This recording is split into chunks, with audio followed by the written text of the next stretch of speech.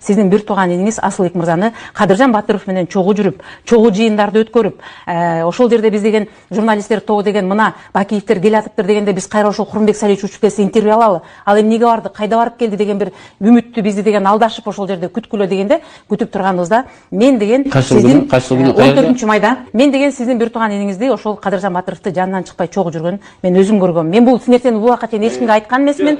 Айтып Сиз Өмүрбек Текебаевдин бир тууган иниси Асылбек Текебаев менен Кадыржан Батыров ошол жерде турушкан деп айтылат.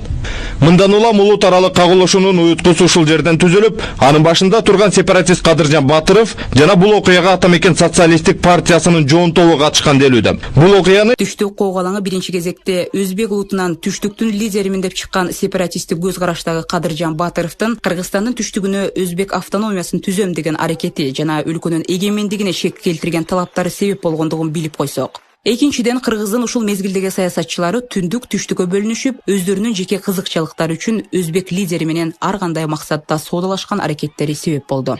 Албетте бул Асылбек Текебаевдин